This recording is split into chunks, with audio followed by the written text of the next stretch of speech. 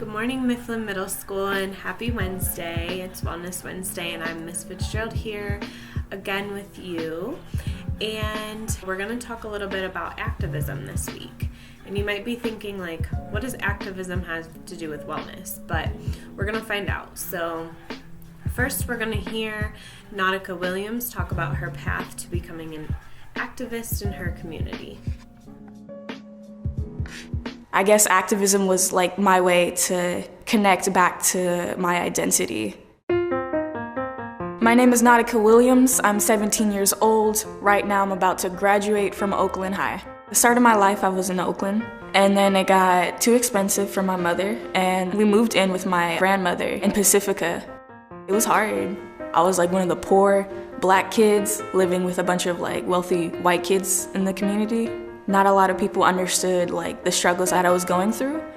So I moved back to Oakland a little after 7th grade. I had a huge culture shock because I went from Pacifica, it was like really affluent, white, not really diverse, and I came to Oakland and I saw all these people of color, people speaking different languages, like different foods, right? And I was completely shocked. And I also started to learn that school is not set up for everyone to succeed. In Pacifica, everyone believed in me. Like everyone knew they were gonna go to college, everyone knew they were gonna graduate. It seems like a given. You didn't really have to think about graduation. And I remember coming to Oakland, a lot of students were like, oh, we're gonna drop out anyways. We're not gonna make it.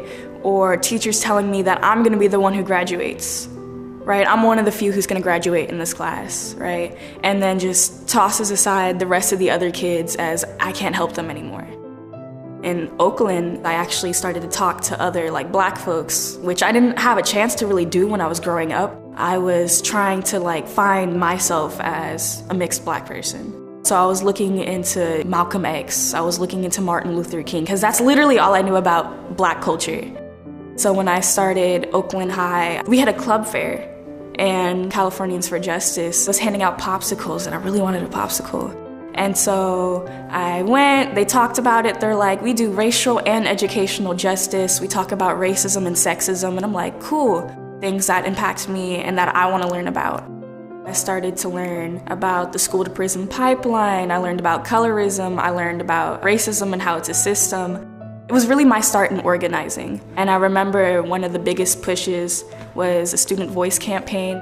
At the State Board of Education, we were like chanting. Students had numbers and they would hold it up to their face to show that students feel like they've been seen as numbers and not actually as, people. I've probably ran into like pushback from all adults, from my mom to teachers to like adults I just talked to randomly. Here I am as a young person and I'm saying a lot of radical things and they're like, oh, you're just brainwashed. That's it. You don't know what you're talking about. I'm a debater, so I kind of like it. It's kind of fun when you get to challenge people, you clash with them on perspectives, and while my views change, I can also change others' views as well. So like Nautica mentioned, there are many famous black activists, and some include, that she mentioned, Dr. Martin Luther King Jr., Malcolm X, Rosa Parks, John Lewis, Ruby Bridges, A. Philip Randolph, and Audre Lorde, just to name a few.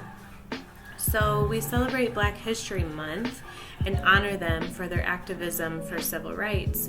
And we heard Nautica mention that activism helped her make connections with people.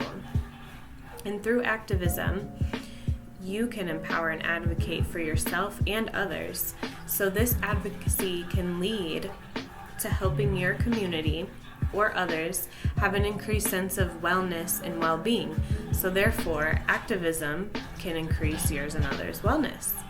So I hope you have a great rest of your week, and I will see you next Wednesday.